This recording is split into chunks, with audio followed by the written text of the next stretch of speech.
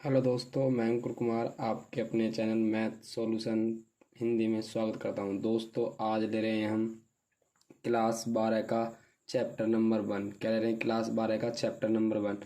लेकिन हम इस वीडियो के माध्यम से आपको बताएंगे फिजिक्स का चैप्टर नंबर 1। क्या बताएंगे? फिजिक्स का चैप्टर नंबर 1, जिस चैप्टर का नाम है आपका वैद्युत आवेश तथा वैद्युत क्षेत्र, यानी कि वैद्युत आवेश तथा वैद्युत क्षेत्र। तो पहले जानेंगे हम आवेश क्या होता है। तो देखिए दोस्तों, हमने आवेश के बारे में कुछ लिख दिया है। आवेश के बारे में कुछ परिभाषाएं लिखी हुई हैं।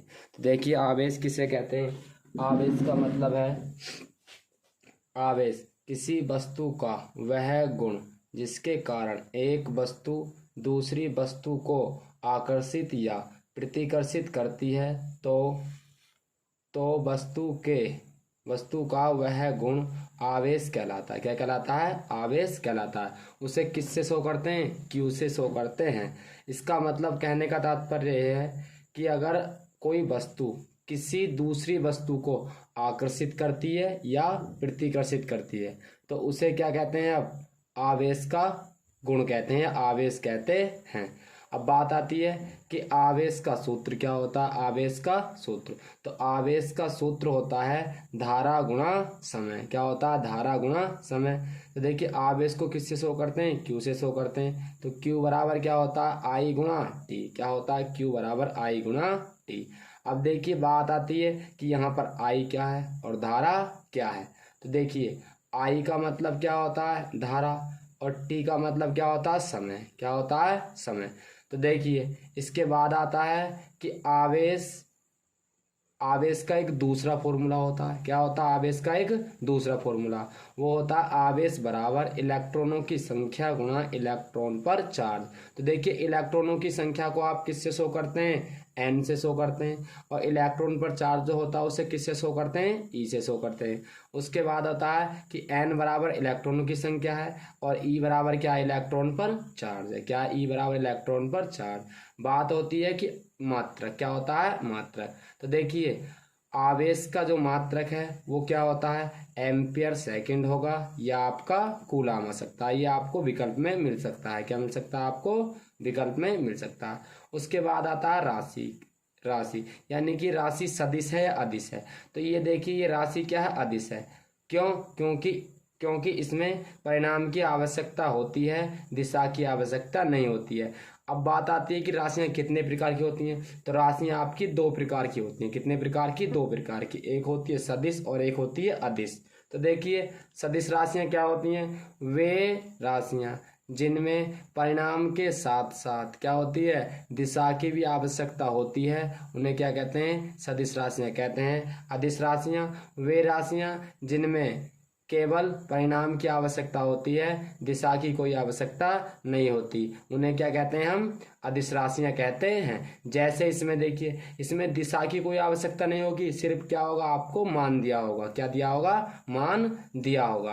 बात आती है कि बीमा। क्या आती है इसकी? बीमा इसकी क्या है? तो देखिए, हम बीमा कहाँ से निकालते हैं? फॉर्मूले से। किससे निकालते हैं? फॉर्मूले से। तो आप जानते हैं धारा को किसमें मापते हैं? एम्पियर में। समय को किसमें मापते हैं? टी में। क्या होता है? टी में। तो ए गुणा टी, तो बीमा क्या हो जाएगी? A T. क्या हो जाएगी? A T. बात होती है कि आवेश कितने प्रकार का होता है। क्या होता है? आवेश कितने प्रकार का होता है। तो आप जानते हैं आवेश कितने प्रकार का होता है? दो प्रकार का होता है। यानी कि आवेश कितने प्रकार का होता है? दो प्रकार का। नंबर एक धन आवेश, नंबर दो ऋण आवेश। धन आवेश को प्लस से शो करते हैं, ऋण आवेश को माइनस से शो करते हैं। यानी कि धन आवेश को किससे शो करते हैं? प्लस से। और ऋण आवेश को किससे शो करते हैं? माइनस से।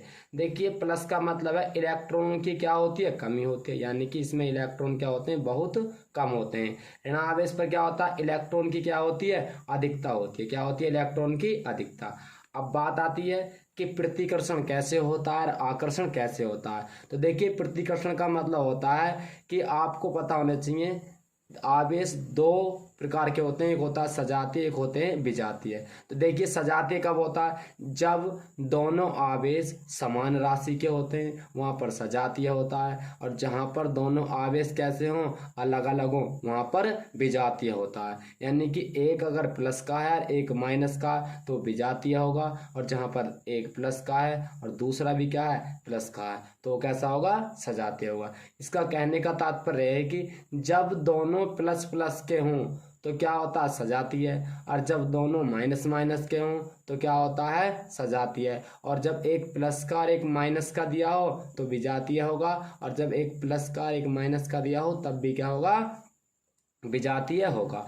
अब बात आती है, देखिए जब प्लस प्लस के होते हैं तो प्रतिकर्षित करते हैं। प्रतिकर्षित का मतलब होता है दूर हटाना। क्या होता है, अपने आप को दूर हटाना, यानी कि एक आवेश इधर जा रहा तो दूसरा आवेश इधर जाएगा। इसी प्रकार से अब बात आती है कि प्रतिकर्षण। प्रतिकर्षण मैंने आपको बता दिया।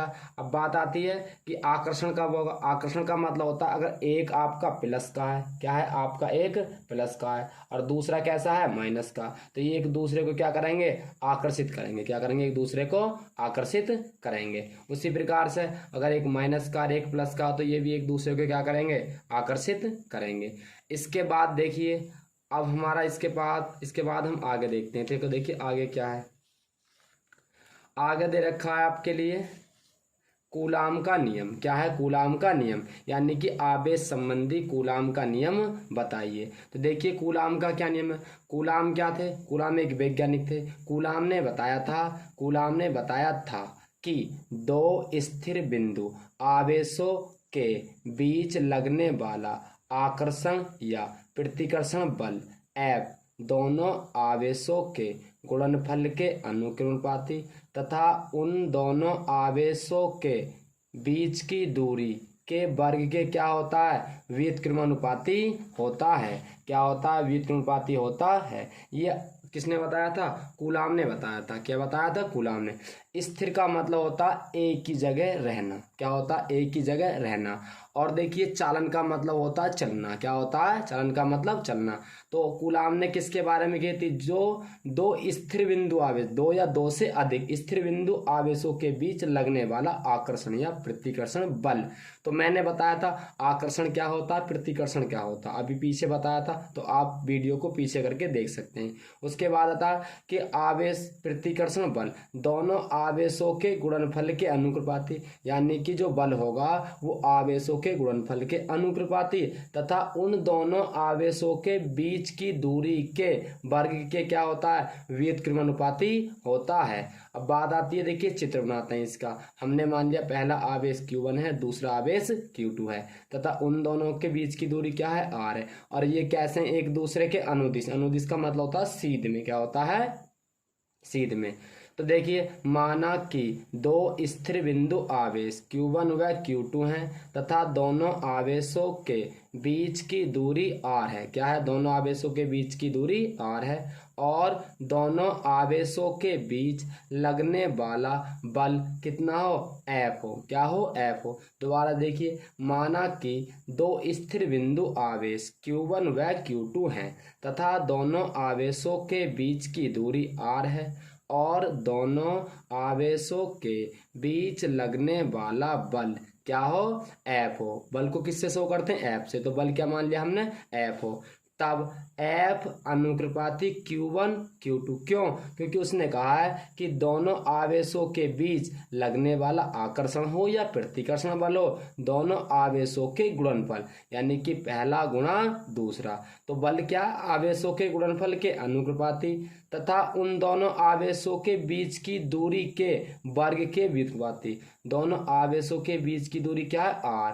तो F अनुक्रमानुपाती 1/r²। क्यों, क्योंकि इसने क्या है, व्युत्क्रमानुपाती है। क्या है, व्युत्क्रमानुपाती है। इसका मतलब अगर ये संख्या बढ़ती है तो ये संख्या घटती है, और इसका मतलब क्या, अगर बल बढ़ रहा है तो दोनों आवेशों का मान भी क्या होगा, बढ़ेगा। अगर दोनों आवेशों का मान बढ़ रहा है तो बल का मान भी क्या होगा, बढ़ेगा। अगर ये घटेगा तो बल का मान भी क्या होगा, घटेगा।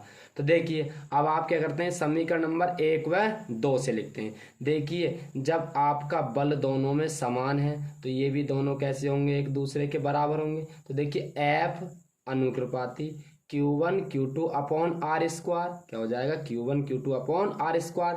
हम यहाँ पर एक नियतांक लगाते हैं। क्या लगाते हैं? नियतांक।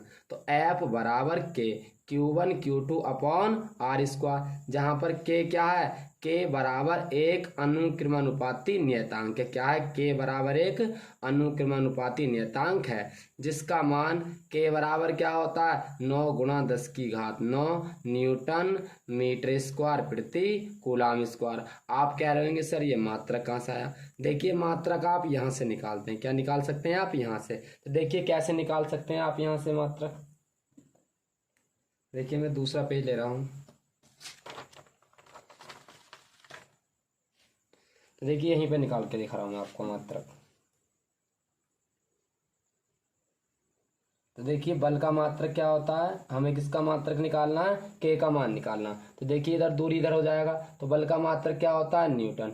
दूरी का मात्रक होता है मीटर, तो मीटर स्क्वायर। अब देखिए आवेश, आवेश का मात्रक क्या होता है? कूलाम। एक कूलाम, एक कूलाम, दो कूलाम, यानी कि कूलाम की घात 2। तो हमने क्या लिखा? के बराबर 9 गुणा 10 की घात 9 न्यूटन मीटर स्क्वायर प्रति कूलाम स्क्वायर। यहाँ से इसका मात्रक निकाल सकते हैं। याद करने की जरूरत नहीं है, सिर्फ फॉर्मूला याद होना चाहिए, हम उन्हीं से किसी का भी मात्रक निकाल सकते हैं।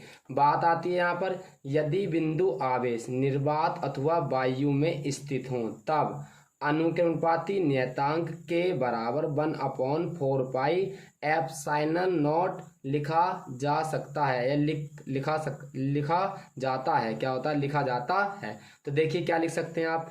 के की जगह पर आप 1/4 पाई एप्सिलॉन नॉट रख सकते हैं। कब? जब हमारा आवेश जो है वो कैसे स्थित हो? निर्वात व वायु में। कैसे? निर्वात और वायु में स्थित हों। तो देखिए F बराबर 1/4 pi epsilon naught Q1 Q2 upon R square. अब बल का मात्रक क्या होता है? न्यूटन। क्या होता है? न्यूटन। अब बात आती है यहाँ पर कि 1/4 पाई एप्सिलॉन नॉट का मान क्या रखते हैं न्यूमेरिकल में आप? तो 9 गुणा 10 की घात 9 न्यूटन मीटर स्क्वायर प्रति कूलाम स्क्वायर। कब रख सकते हैं आप ये? क्यों? क्योंकि जब आप बल का मान 1 रखेंगे और इसका मान क्या रखते हैं? Q1 Q2 के मान 1 रखेंगे।